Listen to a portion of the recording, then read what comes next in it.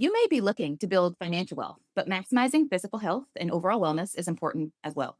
Keep listening as we continue our series on the five types of wealth and discuss the three major ways to maximize physical wealth.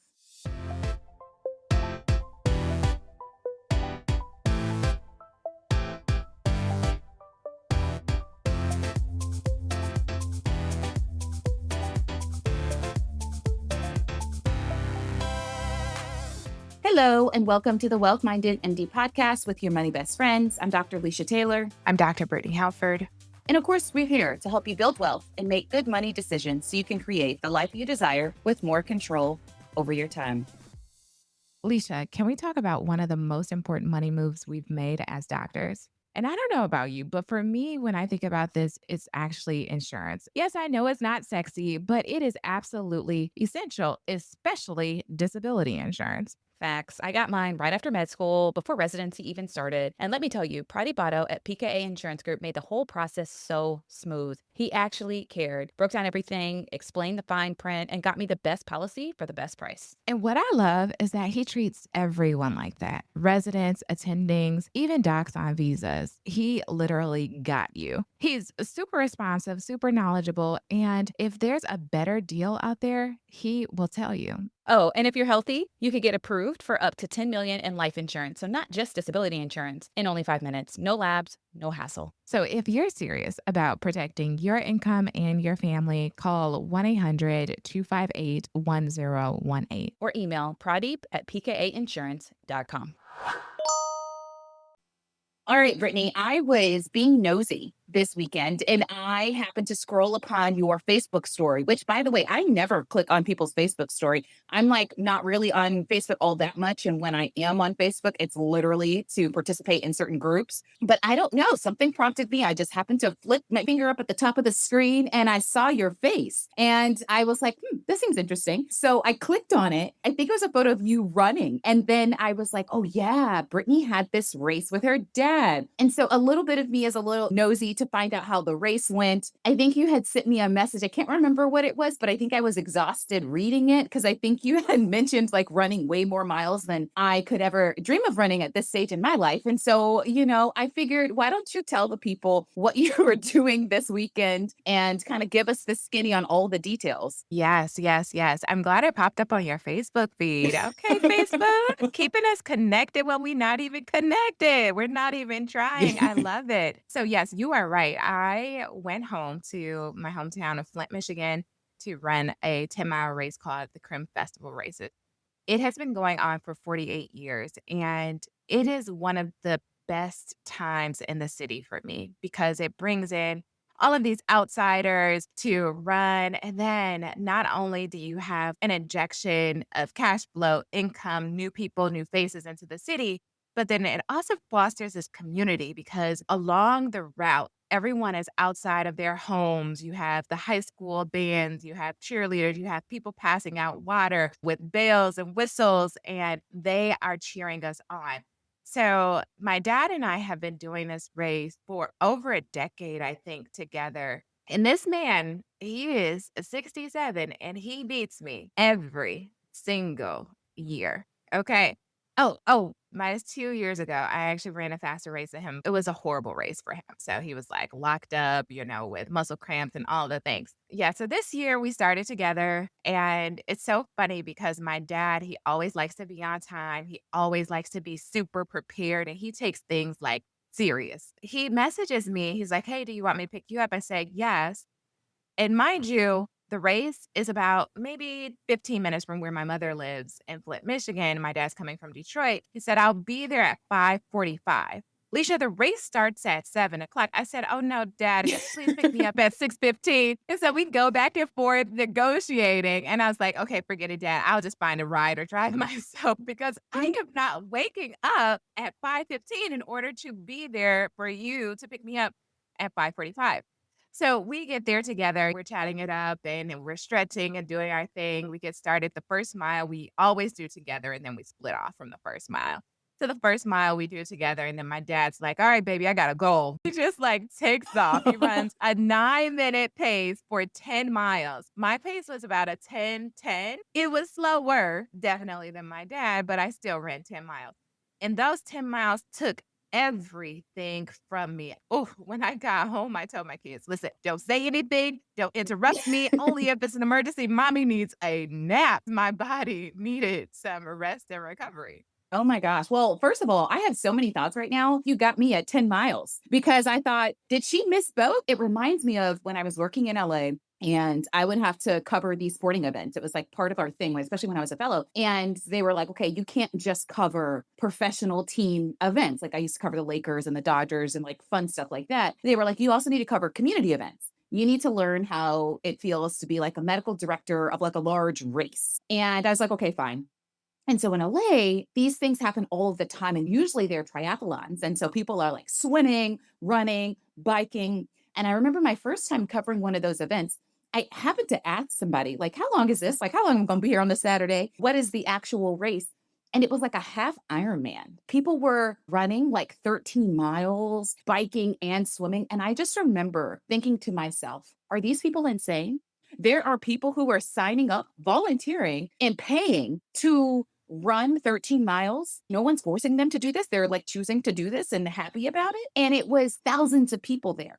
And I remember thinking, I don't think this happens on the East Coast. Like, I have not seen this level of participation. And I remember my bosses at the time saying, like, people care about their health out here. They want to be active and healthy. And even my bosses during conferences or when we would travel together, they would be like, oh, I'm going to wake up at 5 a.m. and go for a run. This is what you sound like to me right now, Brittany, is these people that to me are doing craziness. Like, what? You're running 10 miles? Also, kudos to your dad. 60 something years old, running 10 miles. He's got goals. It's so funny because I kind of feel convicted. I'm like, I'm a sports doc. I pride myself on being in decent shape. I don't remember the last time I ran 10 miles. Like, I walked 10 miles, to be honest with you. So I'm like, okay, you're motivating me. I ran 6 miles the other day. I was like, okay, I got to channel my inner Brittany. I was very tired and I don't have kids. I have so many thoughts, but kudos to your dad. I still think you all sound a little crazy to me, but it's like a good kind of crazy. I guess you guys care about your health. But man, I don't think my dad would ever fix his lips to say, let's run 10 miles together. Well, my dad is a marathoner. A marathoner? He runs longer distances? He said, oh, I just want our family to run a marathon together. That's like one of my hopes and dreams. I'm like, Dad, you can just keep dreaming. Because to your point, if you ran 6 miles, Leisha, you can run 10, especially in a race, because they have the water stations, they have donuts, Gatorade, you have the people cheering you on, you have everybody else who's running. And then you look to your side and you see that there's this 80-year-old woman and she is completely gray and she's still moving. You're like, oh, no, I got to keep going. So on race day, I believe that you could run 10 miles. And to your point, the training that is required in order to get your body to a point where you can do this, that I think is the most challenging part, is the consistency with the training. Because for me, my life is extremely busy. And unlike my dad, who was running 12 miles to prepare for the race, I had only gotten to 7 a couple of times in my training. So I was like, okay, whatever. But I could have run faster if I had trained more, if I had put in a few more hours to really maximize my health. Not only just running, but also building muscle in other areas and other types of cross training to support various muscles to prevent injury. So it's a lot, but it's really fun. And kudos to you for running 6 miles, because if you can run 6, you can run 10. There must have been a different race that you were doing because I have actually been trying to work my way up to 6. It was either you or one of my cousins. It might have been my cousin. She posts on her Instagram story like, oh, I just ran 4 miles, and she'll post her splits. I remember thinking, man, I don't remember the last time I ran that long. And so then I was kind of put to shame again. And I was like, all right, I used to be able to do this. And so I've been like working my way up. On Mondays, I do like a long run, and I'd gotten to 4 miles and I got into 5 miles a few weeks in a row. And I was like, if I can get to 5, I can get to 6. And so then I got to 6 and I was like, I want to do 6.2. That's the official 10K. But then I said, yeah, I'm going to stop now. I happened to be talking about this to my colleagues at my job. They looked at me like I was insane, sort of how I'm looking at you like you're insane. They were looking at me like, girl, why are we doing that? I think this is a great kind of segue into our topic today. As we continue this series on the 5 types of wealth, one of the types of wealth is physical wealth? Is maximizing your health, as we talk about you and your dad obviously being in really good physical health, I think the question becomes what constitutes good physical health? Is this sort of running 6 miles, running 10 miles actually necessary? How much benefit do we really get out of this? Those are some of the questions that people might be wondering to themselves, or even just why does physical wealth even matter? Why is it a part of the 5 types of wealth? As we start to really think about this, it's really that if you have all the money in the world, but you have the worst health, you really can't enjoy it. And so it's like, all right, on our quest to build our net worths, we also need to be thinking about how can we at least maintain good health so that we can enjoy the money that we've earned. And so I'm really happy to kind of delve into this topic today. Yes, Leisha, I think that this is so important, especially when I return home. I get to see my grandmother who is 85 years old. I remember at her 80th birthday, one of my cousin's children, so my grandmother's great grandchildren, he kind of knocked her over and kind of tackled her. Now, this is like a 4-year-old kid, right? So he's like wrestling with grandma, but she was able to roll around and tussle with him on the floor and stand right back up as quickly as I could have. And what a luxury that is at 80 years old to be able to do that. And I think sometimes we take that for granted that if we are not in a good condition, then it doesn't matter what money we have because we can't travel or we can't have the same experiences that we could if we were in really good physical health.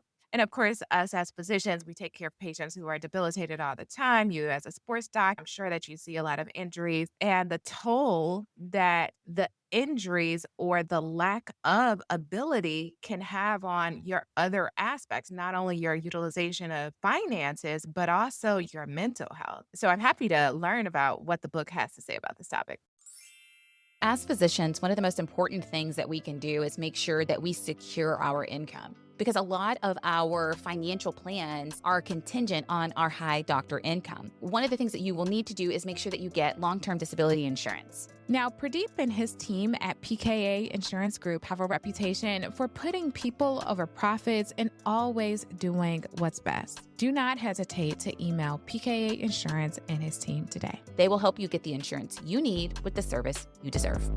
As we start this topic, one of the questions that really resonated with me was this question of, will you be dancing at your 80th birthday party? Or are you someone who's going to be stuck in your chair, forced to just listen to the music while you're sitting? I have some family members that are getting up there in age, and a lot of them are in pretty good health. They're able to get around and move. And it's like, am I going to be one of those people? Am I setting myself up to be someone who is able to move and dance, or as you just mentioned, roll around on the floor with my grandkids?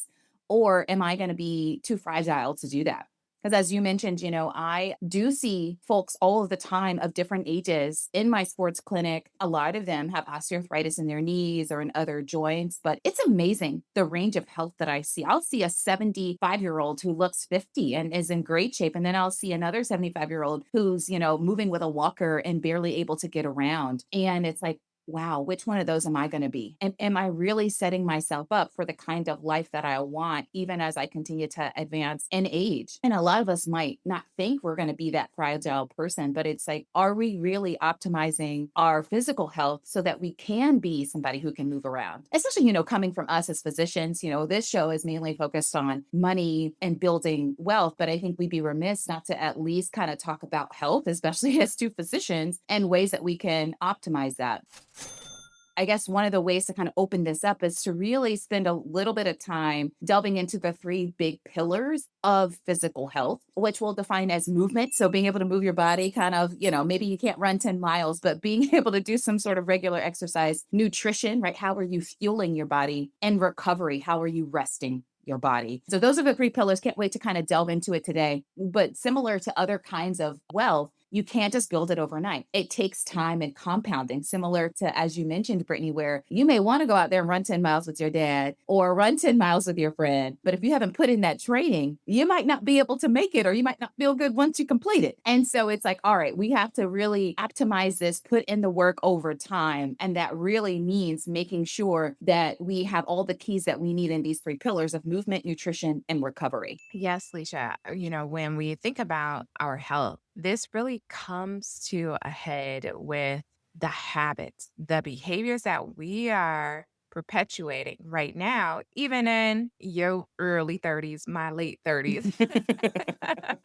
I also think about this as what am I teaching my children? What am I teaching my family members? The reason why I'm a runner is because of my dad, because my dad has always run. And I would see him in the basement working out, lifting weights. He goes a little too far sometimes with the nutrition, though. I'm like, Dad, you can lighten up. You don't have to only eat a small plastic bag of some chips. You can add a few more chips to that bag, Dad.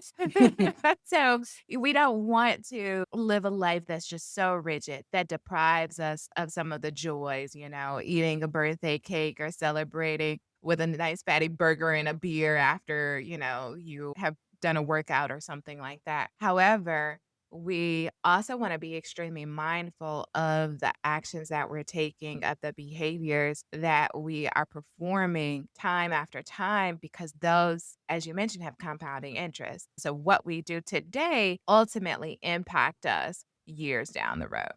Yeah, yeah. There have been several studies that have shown that regular movement, regular exercise actually delays death and prevents cognitive and physical decline better than any other intervention. And so just being able to move your body, it's not necessarily trying to lose weight, right? But just movement and exercise has a lot of benefits. There's actually a study done by the American Heart Association, and they actually looked at 30 years of medical records and mortality data from over 100,000 adults. And they followed people over time. And what they found was that people who actually followed the minimum guidelines for moderate intensity exercise of 150 minutes to 300 minutes per week, or vigorous exercise of 75 to 150 minutes per week, reduced their risk of early death by up to 21%.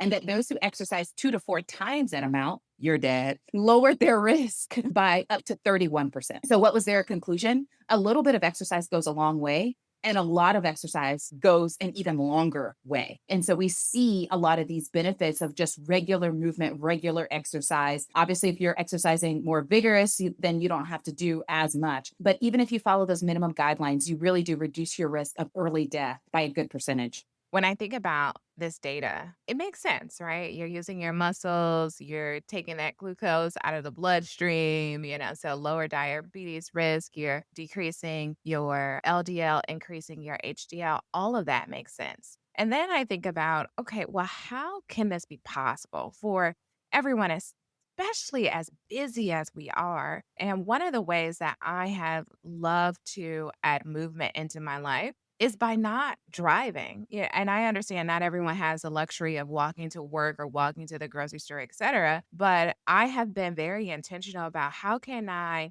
add some movement into this objective, this task that I have to do. I know people who are now working from home, they have purchased kind of the under the desk treadmill and they have the elevated desk. And so they're able to walk as they're working. So this is doable for all of us, that we can achieve this moderate intensity exercise or at least just build movement into our day. When I'm on service with the residents, I know to their chagrin, I say, okay, we got to take the stairs, because when I'm on service, my life is busy and I can't exercise the same way. So we might go from the third floor to the 10th floor. Everybody is winded by the time we arrive, but we got us some exercise in. And it's all about being intentional, being mindful, and really maximizing those small opportunities that will accumulate over time. It reminds me of the MAs, so the medical assistants at my job. They have decided that they're going to take their lunch break and exercise on their lunch break because they get an hour for lunch. And we are fortunate that we actually have a YMCA gym on the bottom floor of our building. And so they will say, all right, Dr. Taylor, we're headed to lunch, and they'll change out of their scrubs. It's so cute. They'll change out of their scrubs, put on their workout clothes, and they're on the first floor and they're walking on the treadmill or on the elliptical. They'll get like a 30-minute workout in, change clothes, grab a quick bite to eat, and then be ready to work. I remember when I was a resident, actually, as I was still in training, the assistants where I was working at that time, it was so funny. They would all gather in the hallway and they'd be like, all right, it's our workout time. And they would all do their wall sits and they would have somebody counting down. They'd have some music playing. They would do like push-ups on the wall, jumping jacks. And it was so cute. They were like, yeah, we got to get our workout in. And so I would encourage folks similar to you of maybe if you can't walk to work, maybe you can find a way to add more movement during your work day, whether that's taking a walk at lunch, going to the gym on your lunch break if it's close by, doing some body weight exercises during your break time, finding some way to really incorporate that in. And as you start thinking about movement, I run into people all the time that are like, Leisha, give me the low hanging fruit. Okay, I don't got time to be doing all that you be doing. So just what do I need to do to get some sort of benefit? And one of the things that I really loved about the book is they kind of talk about 3 levels. If you're somebody who wants to do just bare minimum of what you need to do in order to maintain your health, if you're somebody who wants to do a little bit more, you want to be above average. And then if you're somebody like your dad who wants to optimize everything, right? So no matter which camp you in, like what is your low hanging fruit? What is the easiest thing that you can do to get the maximum benefit? And so in level 1, it's simply moving your body for 30 minutes a day. So if you don't do anything else, if you can find a way to move your body for 30 minutes a day, that is the level 1 low hanging fruit. And sometimes I think people assume that moving your body for 30 minutes a day means I have to do it for 30 minutes straight.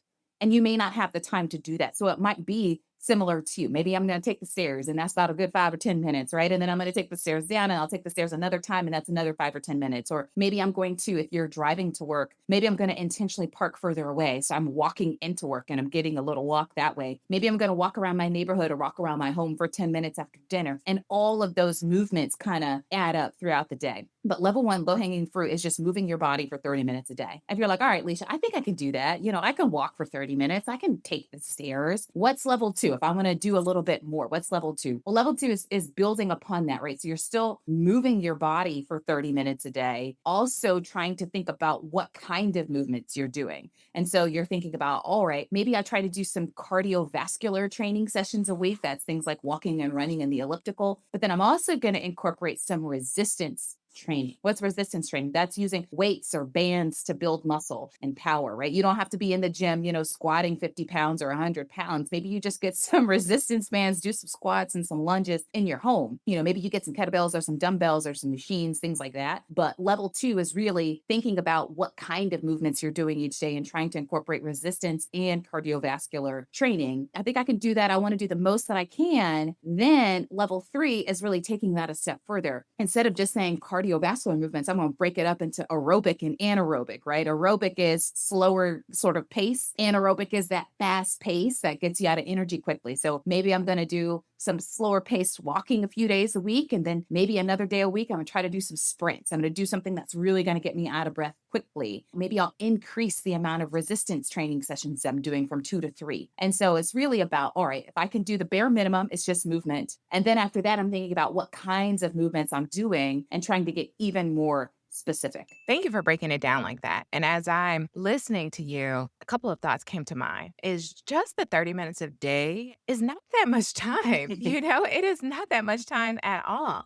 I don't want to minimize it for people who are not getting 30 minutes a day in, but you could turn on a show on Netflix and walk in place or do jumping jacks and get your 30 minutes. And so I appreciate that you said you could break it up, in 5-minute increments and get it done over time. Another thought that came to mind is the walking piece. And I just thought about, I wonder if people who have dogs get more exercise than people who don't have dogs. And studies have actually shown that people with dogs actually have walk more. If you're someone who like, I'm not that motivated, maybe if you have the time on your hands and a little bit of cash, you could find you a companion. And that companion could be a dog, or it could be, like Leisha mentioned, a friend that you all can check in and do your phone calls as you're walking and really build in that social capital that we talked about, like social wealth. Continue to deepen or widen those connections as you are engaging in your physical health. And Leisha, during the race, there's a period of time where there's a hill. And I remember the first time running my 10 miles and that hill healed me. I'm like, oh my gosh, I'm so out of breath. So after that, I started to incorporate in my workout, like when I only had 20 minutes, I said, okay, what I'm going to do is I'm going to do a loop with the hill. So we have a pretty steep one about zero 0.5 miles away. So I run to that hill, I run up the hill and I run down it and I'll kind of run around and run back up the hill. And I would do that about 4 or 5 times until I got to 2 miles. And during the race, everybody was complaining. Oh, and I'm like, no, attack. And I just was like, come on, this is the hill. It's time to attack. And I just like sprinted up that hill because I knew that I had already challenged my body in that way. So I love what you are saying about building different types of exercises. anaerobic resistance, etc. Because especially as we enter into our older years, our bodies are going to be challenged in different ways. We're going to have to support different muscles or the loss of those muscles. And this will allow us to do that more gracefully. Yeah. And, also it's important to, I think, incorporate some stability or flexibility training, AKA stretching, yoga, Pilates. Because, girl, the amount of times I get done running and then the next day, I'm like, oh, my back, oh, my leg, my arm, is this my chest hurting a little bit? And so it's important to stretch and maintain that level of flexibility so that we can move with ease. One of the things I'll tell patients in my sports clinic, I'll ask them, what do you do for regular exercise, that sort of thing? And a lot of them will say, oh, I walk. And I go, all right, now I like walking, but just make sure when you're walking with purpose, okay? Not this leisurely stroll. And so this is what I want to tell the people in the audience that are listening. When you're walking for exercise, let's try to move with purpose, okay? Trying to walk at a pace that if you were talking to somebody, you might be out of breath. It's so funny at my apartment, I'll see people walking all the time and they're walking so slowly. And it's like, all right, let me not judge them. At least they're getting some movement in. But I'm thinking, wow, can we speed that up just a little bit? Again, not a leisurely stroll, walk with some purpose. As we talk about exercise, that's one main pillar of physical health. But then another key pillar is nutrition. How are you fueling your body? Being mindful of the foods and the liquids and the things that you're putting inside of your body so that you can hopefully maximize your health. And as we think about this, again, level one, low hanging fruit, Leisha. I don't got time to be doing all that. Just tell me the bare minimum I need to do versus, people who want to get a little extra credit, right? You want to do more than the average. And then those who want to optimize everything. So level one is really about eating whole, unprocessed foods for the majority of your meals. The amount of food that we have that is processed just continues to grow and expand over time. And I think a part of good health is just eating healthy, whole, unprocessed foods. When you look at the blue zones, which is the areas of the world where people tend to live the longest, one of the things that they all have in common is a lot of them eat a lot of whole foods. They do not eat a lot of processed food. And so just being mindful of the kind of foods that you're putting in there, looking at the ingredient list, making sure it's not too long. And so that's level one. If you can just eat whole, unprocessed foods, the book says 80% of the time. I think that's even ambitious. If you're having 3 meals a day, 7 times a week, that's 17 out of your 21 meals should be whole or unprocessed. That's quite a lot. But just thinking about, all right, can I eat more unprocessed food? So that's level one. Level two is saying, all right, can I eat more unprocessed foods, but also ensuring that you get the right amount of hydration and the right amount of protein in your diet. A lot of us get a good amount of fat and carbohydrates, but it's the protein. And general recommendation for protein is 0.8 grams of protein per kilogram of weight. And so if you're somebody who weighs 150 pounds, let's say, then you're probably somewhere around 65 or 70 kilograms. And so then you would say, all right, those 65 or 70 kilograms times 0.8 is the amount of protein that you should be eating each day. So maybe you need around 60 grams of protein. And just being mindful of, are you getting that amount of protein per day? In terms of hydration, usually it's around 2 to 3 liters of water. What's a liter? Liter's around 32, 33 ounces. That's like 2 16-ounce bottles of water. And so just thinking about, all right, if I want to drink 2 liters, for example, a day, that means I need 4 of those 16-ounce bottles of water each day. And I usually tell folks, maybe when you wake up, you drink a bottle or a half a bottle of water. Before or during each meal, you drink a bottle. And then sometime in the evening, you drink another one. But just making sure that you're staying hydrated. So that's level two. So level two is whole, unprocessed foods and getting the right amount of hydration. So drinking the right amount of water and getting the right amount of protein. And then level three, you're just maximizing everything. It's being mindful of also your micronutrients. So those are things like iron and vitamin D and iodine and zinc and things like that. You might get most of that if you're eating whole unprocessed fruits because you get it from fruits and vegetables. For others, they might want to consider supplementing, adding a multivitamin or something like that. And so as I think about physical wealth and how can you optimize your overall health and wellness, a big part of that is what are you putting in your body and maximizing nutrition. This sounds like the most difficult pillar to achieve. I'm just trying to be honest, and thinking about 80% of the time nutritious foods because the world has become so busy. We have been anchored on convenience and it's extremely challenging. I have this conversation with Brooke all the time. She loves to tell me when she eats unhealthy food. She's like, Mommy, Grandma gave me 2 lollipops, She just chuckles and smirks. I say, Brooke, you've eaten a lot of snacks. What have you eaten that grows out of the ground? She has to think about it. I ate an apple. I'm like, okay, find something else to eat. It is extremely challenging, especially when I'm building out my kids' lunch boxes. Oftentimes that stuff is packaged. I try to have the main lunch to be something that we eat at home, dinner that was prepared the night before, or oftentimes for KJ, it's a peanut butter and jelly sandwich, trying to choose nutritious bread, make sure that the jelly is less processed, less sugar, things of that nature. It is challenging. So this just means that we have to be more intentional. When we are really trying to maximize our nutrition, what are we purchasing at the grocery store? How much of this is packaged? If we are purchasing something that might spoil, maybe like cutting those things up and making smoothie packages to prepare to cut down on time. Being more intentional. I use the freezer a lot, and that has helped me to kind of cut down on the processed foods that I'm giving my kids because oftentimes I come home, they say, "What's for dinner?" I don't know. I don't know what's for dinner. And so it's either, pizza, McDonald's, Chick-fil-A, something like that. But then all of that stuff is processed. It could be the lasagna that grandma made, last month when she came and mommy cut up half of it and I put it in the freezer and, let me thaw this out and put it in the oven to heat it. Because I've also heard that using the microwave reduces the nutritional value of the food. So it's not only like, what are you cooking? What are you preparing? But also, how are you heating it up?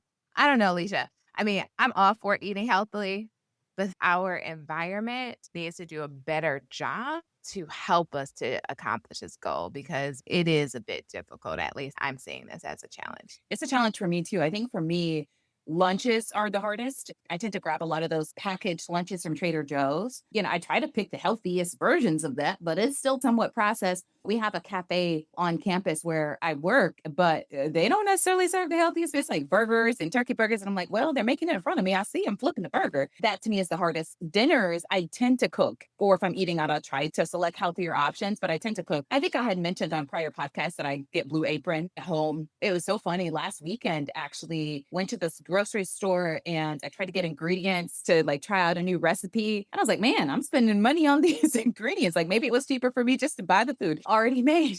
One of the things that I really want to be able to splurge on at some point in my life and just kind of build into my budget is actually hiring a chef. That's one of the things on my bucket list, be able to have a personal chef that comes and delivers food once or twice a week with healthy, nutritious meals. I knew some people who have tried Factor meals. I think those meals come already made and you can kind of pick which meals you want to have the nutritional value there. And all you got to do is heat them up. I hadn't really focused as much about the microwave. I don't even know if my mind can handle that right now. I just need to move forward. I might just pretend I didn't hear that. I know when I'm talking to my patients, if I say 80% of your meals need to be unprocessed, their eyes will glaze over. And so one of the things that I usually focus on is like, all right, if you eat more healthy foods, you just don't have as much room in your belly for the unhealthy foods. And so let's try to eat the healthy foods first. And so I'll start with the general recommendations are 3 to 5 servings of fruits and vegetables a day. Most people are not getting that. And so what I'll usually do is ask people how many servings they have in a day. A lot of people say, I don't know, maybe one. Our first step is to get a fruit or a vegetable for at least each meal. So when you're eating lunch, ask yourself, where is my fruit? Where is my vegetable? And if you don't have one, then add one, right? And so I think the first step is like, I'm eating a fruit or a vegetable for each meal. Once I get to the habit where I'm eating a fruit or a vegetable for each meal, it's can I have 2 during each meal? And can I eat 1 or 2 of those things first before I eat my other food?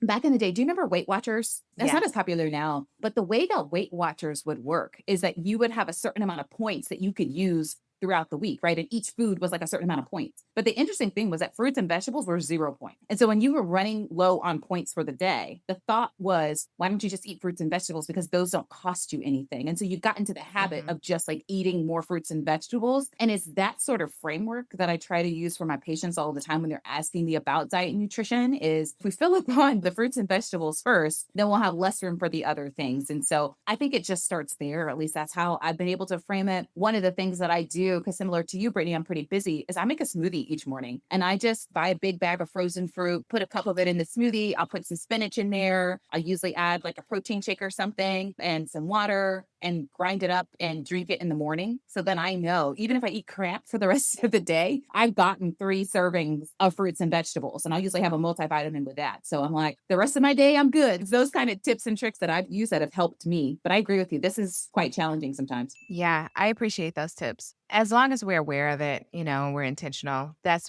a good place to start. I always choose local restaurants instead of the fast food restaurants whenever I'm choosing to eat out. So I think that inherently adds adds a nutritional value to the food that we're eating, even if you have to eat out. It's difficult, but it's definitely something that's doable. And I think with preparation, it's hard sometimes. One of the reasons why I go for the processed food is because it's quick. But if somebody had a salad that was already prepared for me to eat, or I had to choose to microwave something, I'm going to eat the salad that's already in the refrigerator. I just got to pour some salad dressing on. So the meal prep piece, I think, is also critical. We just want to take a break from talking about physical wealth to invite you to our masterclass, Negotiate Like a Boss. If you want a raise at your job, oftentimes it helps to prepare well in advance. And we want to help you do that. And so attend our masterclass. All you got to do is register. Everything is free. It will take place on October 14th. That's a Tuesday at 8 p.m. Eastern Standard Time. So again, we've got a free masterclass for you. All you have to do is register. We'll help you out, give you some things to keep in mind as you prepare for your next negotiation. And that will take place on Tuesday, October 14th at 8 p.m. Eastern. You can register at the link in our show notes. All right, Leisha. So what else? You said that there are 3 pillars. What's the last pillar? The last pillar is recovery, right? So, how are you resting your body? And so, as you're thinking about this, right, low hanging fruit level one is how are you resting your body at night, right? Are you getting the recommended 7 to 8 hours nightly?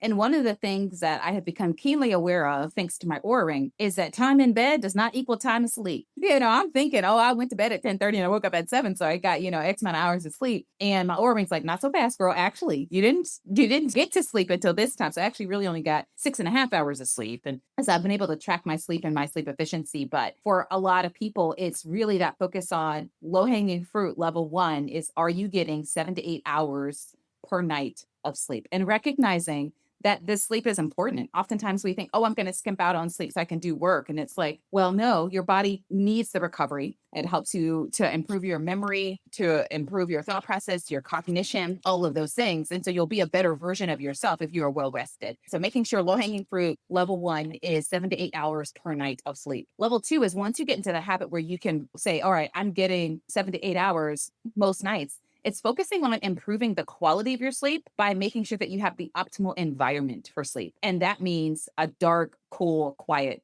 room. Whenever I travel, which is a lot, I actually bring a sleep mask with me because I have found that, when I'm not in my normal bedroom, oftentimes sleeping in hotels or whatever, and they might have light coming through the window and the curtain might not cover it. I get disturbed due to one reason or another. And so I will, especially on airplanes, oh my goodness. And so I will actually bring an eye mask so that I can't see the light. And I find that I get much better sleep that way. I've had to play with the temperature of the bedroom. I turn my thermostat down at night so that I'm a little bit cooler. I find I get better sleep when I'm in a cool area. And I used to be someone who was like to be absolutely silent to sleep. Now I found that I get a little bit better sleep when there's white noise or like a fan going. At home, I have the fan going, but when I'm traveling, I will actually play white noise. And I find that I get really good sleep that way. And so level two is really once you're getting the 7 to 8 hours of sleep, is focusing on the environment, right? So dark, cool, quiet environment. And then level three is once you get the amount and you have the optimal environment, is focusing on routine. And that really means making sure that you're going to sleep and waking up around the same time each day.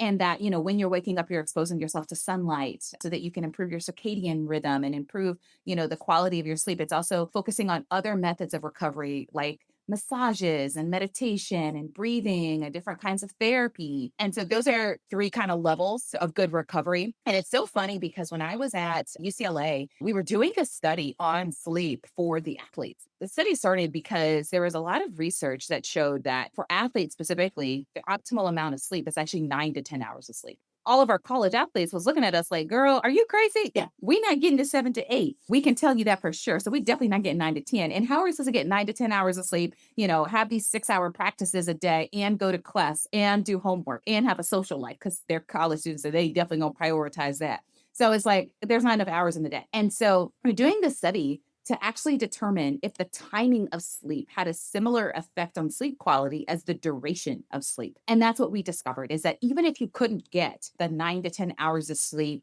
that would maximize recovery for an athlete, if you simply went to bed the same time every night, you incurred similar results as somebody who got the 9 to 10 hours of sleep. And what we measured was their reaction time, their speed, their agility. And we had them do all of these different drills. And so that was my point, is that even if you can't get the maximum amount of sleep, if you simply go to bed at the same time every night, you will incur similar benefits. And so this is the thing that I'm telling for all my new moms out there. They're like, girl, I can't even sleep for 3 straight hours without this baby crying. Or, somebody who's working overnight or, on call or whatever, where their sleep is getting disrupted. If you simply try to go to bed at the same time every night, you'll incur some similar benefits as well. I love this. And this is also calling me out because I am one of those people who I now prioritize sleep, but there was a period of time where I did not prioritize sleep. Few of the reasons why I prioritize sleep now is because after having KJ, I was so sleep deprived and I saw my productivity just wane. I saw my ability to work and take care of patients and make good choices really be impacted by my sleep deprivation. There are other studies that say if you're sleep deprived, you're basically operating as if you are intoxicated. And I'm like, okay, well, I can't be taking care of patients being, drunk. I would never have 2 glasses of wine and then go to work. And it is very challenging. The cool room is critical. I used to argue with my husband about this because I'm frugal Franny. And so he's turning the air conditioning on. I'm like, that air conditioning is draining my cooling. But when I saw the research that having the temperature below 70, if you can, then that helps to facilitate sleep. And I also see the impact on my kids. They have a more profound level of sleep when their air conditioning is on, when there's a cool room. I usually don't have anyone climbing in my bed when there's a cool room. So mamas out there, try to turn that temperature down if your kids climb into your bed at night, because I know my kids do. They wake me up. So that means that, okay, now I have to get up. I have to go put them back in their bed and then try to get back to where I was in sleep. So minimizing the disruption. And then the last thing that has really helped for me to make this priority, and it sounds a little vain, but when you don't get an adequate sleep, then there have been studies that show that it facilitates or accelerates aging. I'm trying to look as young as I can for as long as I can. I know people out here getting fillers and Botox and all of things, and no shame because I thought about some fillers. But I'm like, okay, before I do that, let me actually just maximize my sleep to see how that will help. Instead of me spending money on putting something foreign in my body, let me do the things that I can do that are low hanging fruit, like literally just going to bed an hour before, stop scrolling on whatever social media platform, putting that phone not near my bedside in another room, spending time meditating or reading or whatever until I fall asleep, increasing the quality of sleep, the duration of sleep. Let me do that first before I go spend $800 that's going to only last me 6 months for fillers to make me look younger.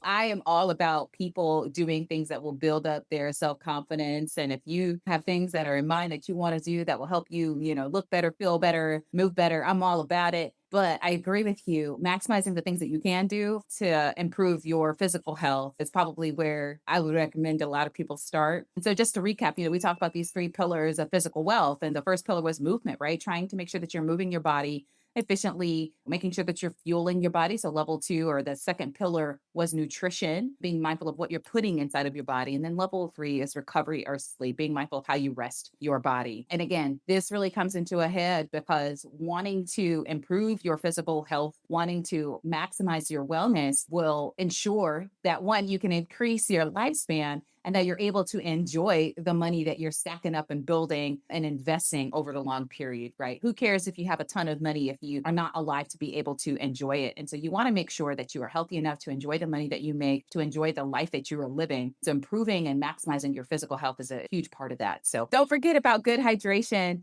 Consider cutting back on alcohol. This is me talking to myself. Do some cardiovascular exercises that you like. If you're not someone who typically enjoys traditional exercise, and maybe finding a class. Brittany, I think you mentioned this a few episodes ago, how you went on ClassPass and you get some massages, do some yoga classes, maybe a cycling class, kickboxing. Maybe you invest in a personal trainer. In terms of nutrition, maybe you invest in, these meal delivery services, whether you cook them yourselves or they come pre-made, or you invest in a chef. And in terms of sleep, as you mentioned, making sure that you're going to bed at night and having good sleep hygiene so you can optimize your sleep. All right, Brittany, now that we've kind of talked about physical health and physical wealth, what is something fun that you are doing with money? So my mother-in-law is here. If you all see the background is a little bit different than what it typically is, which is such a blessing. Anytime my kids get to spend time with their grandparents, I love it. One, because I got free childcare, okay? And I also love it because I recall just spending time with my grandparents, and I went and spent some time with my grandmother when I was in Michigan. I learned something that I had not knew about her before. So, anywho, I am spending my money on getting the grandparents here, so purchasing the flights and everything, and then also pottery classes and different activities for the grandparents to experience with the kids, giving me a lot of joy to see the smile on my mother-in-law's face and then also see the smile on my kids' faces. Cute. I'm happy that your mother-in-law is able to come in. I am spending money on more flights. So I'm actually planning to go to the Family Medicine Conference. It is in Anaheim, California. So that's like south of LA. I'm excited to go back to LA. Part of one of the conference activities is actually going to Disneyland because Disneyland is in Anaheim. So I'm actually excited about that. And then I think we're going to go to Texas for Thanksgiving. And so spending money on a flight to Houston. So just traveling and traveling. I'm actually really excited because I've traveled so much this year that I'm building my status on Delta.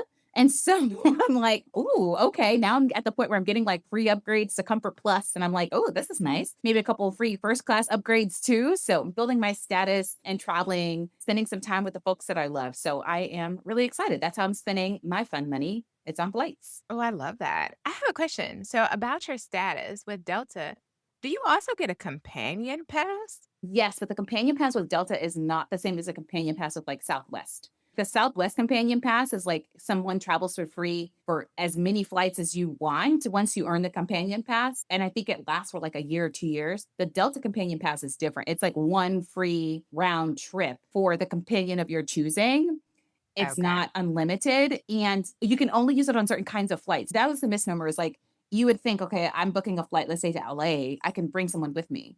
Well, the fare classes that you can use a companion pass on are like the cheapest tickets. So if the cheapest tickets have already been purchased, you can't use your companion pass on like those flight times. So you have to be mindful of like what flight times you can. It's kind of more difficult to use than is advertised actually. I see. But to answer your question, yes, I do have a companion pass. But my point is that because of its challenge and use, I haven't used it yet. Interesting. Interesting. Okay. So it's like a benefit that's not really like a benefit because it's too difficult to use the benefit. If I tried hard enough, I could talk to the Delta agent and figure out what flight times qualify and maybe alter my Yeah. plans. We actually thought about using it for the flight to Houston because that would have kind of worked out. But we decided to use miles instead because when you use the companion pass, you actually have to pay cash for one flight and then you get the other flight for free. But when you use miles, obviously, you could, not spend any money. And at this point, I'm Mhm. like, okay, I need to save my coins. I've been traveling too much. Mm. Way too much, probably information that other folks wanted to know about my Delta flight status. But I am excited about these upcoming trips. Yeah, I'm excited. I haven't spent much time in Texas, so you'll have to let me know where you go and what you do. Well, Leisha, I just want to say thank you for sharing the different types of wealth with us. I'm excited to learn about the last one. And this is really putting a mirror to me about some of my behaviors, my actions. What can I do to maximize and optimize all facets of my financial well being? No problem. We can't wait to come back to you again next week. Hello, and thank you for listening to our podcast. And because of that, we have something for you, our Wealthy Minds Blueprint. Have you ever thought to yourself, I wish I could be better with money? Do you want to start investing and saving for retirement, but keep delaying because you don't know where to start? Our Wealthy Minds Blueprint is here to help. This guide will teach you what you didn't learn in your training so you can stop being confused about money and start taking what we call wealthy minded action. We'll help you become a master of your finances and simplify investing so you can get started today. Take control of your financial future by downloading your free copy of the Wealthy Minds Blueprint now and start building the wealth you deserve. One of the most important things you can do is ensure you have long-term disability insurance. Long-term disability insurance secures your income if the unexpected happens and you are unable to work due to medical illness, chronic conditions, or an accident. Unfortunately, all insurance agents aren't created equal. Some of them are so focused on making a sale that they fail to reveal certain necessary information, tell you about discounts available, or clearly explain the process. Prati Botto and his team at PKA Insurance Group are different. They have a reputation of putting people over profits and always doing what's best. If you need life insurance or disability insurance, reach out to Pradeep and his team today. They will help you get the insurance you need with the service you deserve. Hello, everybody. It's me, Brooke. I'm recording a little disclaimer for my mommy, Dr. Brittany Halford, and her friend, Dr. Lisa Taylor. Just so you know, they're not financial advisors, tax professionals, lawyers, or financial planners. Everything you hear is for education and entertainment. It's not strict financial advice, you know. So use your best judgment, chat with a tax professional, and all those other people that you need to talk to. Thanks for tuning in today. Keep cruising on your journey to wealth and wellness. Bye-bye.